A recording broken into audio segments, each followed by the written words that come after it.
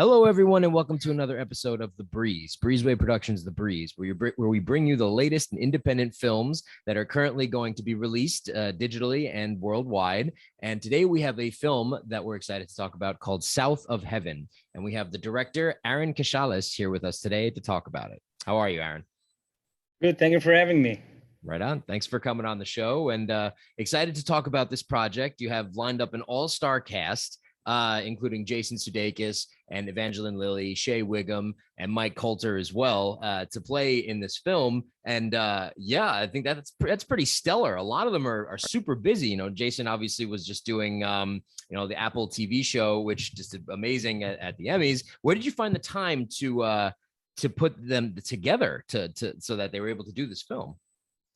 Yeah, that's like that was a miracle because we waited to work with them. You needed to find the availability for all your actors. Luckily, we had a break for Jason Sudeikis between season 1 and season 2 of Ted Lasso. Yeah, he was editing the show when he came to Dallas to shoot the movie. And Evangaline had also a nice time slot before she started working on, Ant-Man Part 3. Yeah. And everything just fell into place. It's hard. It's hard making an indie film and getting all these actors. I'm very humble. I'm coming from Israel, as you know. I made 2 movies. I wrote a script with 2 friends. And then suddenly, it's getting sent to people like Jason Sudeikis, who reads it and says, yeah, I was looking for something dark. I was looking to do something that broadened my, dramatic horizons and not just do whatever I was doing before, even Ted Lasso, because I cast him before Ted Lasso happened. Oh. And, we just got lucky. He was looking for this kind of project. I was looking for a guy. I was looking for somebody that has this down-to-earth persona, that someone who's going to be so lovable on screen with puppy eyes that you're going to hug from the minute 1 and then you can't let go until the movie ends. Mm-hmm. And so, it happened. Yeah. And Evangaline too was looking for something to, break her mundane kind of big budget tentpole film. She was looking for something more, real to do, something that will allow her not just to play the warrior princess, because she thinks there are more layers to her performance that people should see, and she thinks that femininity is not just or being even a feminist is not just about being powerful all the time. She thinks being feminine is to show all the shades that a woman has, that has, she's powerful, she could be very fierce, but also she wanted to show that she could be fragile and she could cry and be happy, and sometimes in 1 minute time she could be happy and sad, because she thinks that us male directors perceive female actresses as someone that should be either like a romantic figure, nurturing mother, or a warrior princess, but it's either that or that. And she wanted to have a movie that will allow her to show that a woman could be all of those things, and even sometimes crazy, because that's how she feels the woman really is. She said, you want us to be only nurturing, but we could be also vulnerable. And I wanted to make a movie that shows all of that. She encapsulated a lot of the stress that the character was under, as we learn in the very beginning from Jason Sudeikis' opening monologue while he's going on trial for parole, so to say, about her diagnosis and that he needs to get out and then wants to spend the last year of her life after the doctors gave her that. So she's really got a ticking clock going on, and so does Jason at the same time with his freedom that he's basically being challenged with, because he just wants to have this time with his wife. Which brings me to my next question about an amazing actor who I'd enjoyed his work for many, many, many years. And he does a stellar performance in this, the incomparable Shea Whigam.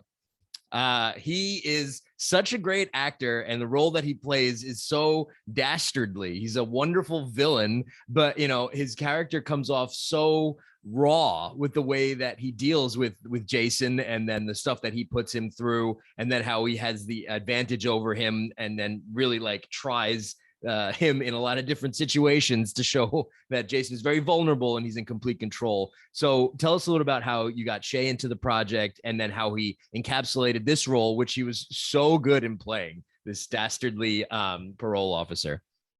Shea Whigam is, I think, one of the best, if not the best, character actors now working in the U.S. I always felt that, like, whenever I see him on screen, I know he's going to steal the scene or the movie is in. Like, you know that. In Scorsese's series, every movie is in.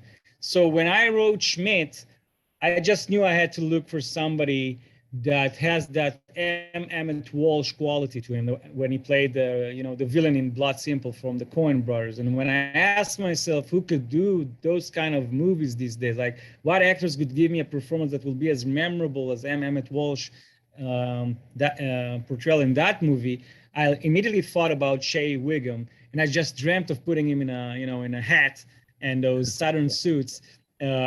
So we sent it to the script to him, and again, it's like, for me, I was always surprised whenever somebody said yes, because it's a very crazy movie. So when he read the script, it was just, I have to be in this movie. So working with him, I call him 50 Shades of Shea, because he gives you so many interpretations to one line, you'd be amazed. Like, there's one line of dialogue and he will give you 50 interpretations. And what he's looking for as an actor, and I think that's why whenever you see him on screen, you see how great it is. He's looking for the thin line between a character that is very, could be very hokey and on the verge of caricature on the page, like a farce almost, and realism. So he looks for the interpretation that will make these bigger than life characters feel as if somebody you could really meet in real life, but still they will have that smirk, that craziness, that shadiness that none can bring to the screen as well as Shea Whigam. Yeah, I think that he did a stellar job. The spotlight for me for this film was Shea Whigam. Obviously, there was incredible performances from everyone, but he really jumped off the screen to me while I was watching him. So great bad guy, has been in many movies and continues to be in this one. And in past experiences with you, you were a film critic. So how was it going from being a film critic to being the filmmaker in this aspect? So you're very obviously. Film critics are critical. Do you feel that you were comfortable while you were making this to not be too critical of your own work?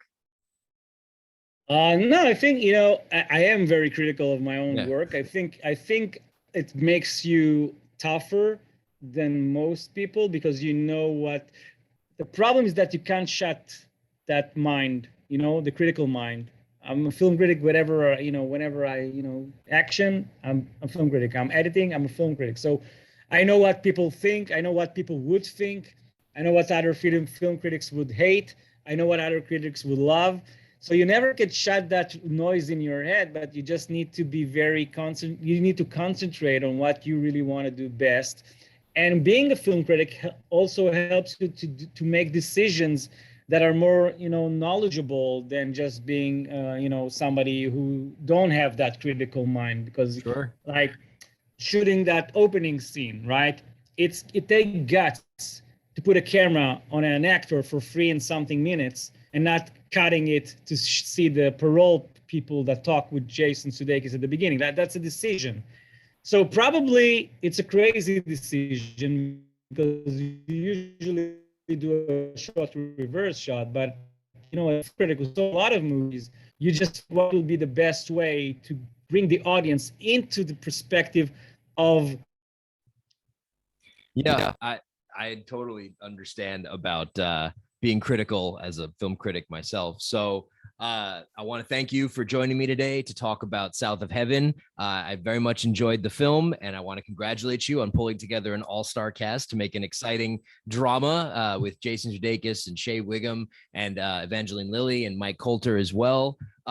So where can audiences expect to check this film out? Will it be on streaming platforms or hitting theaters domestically, internationally?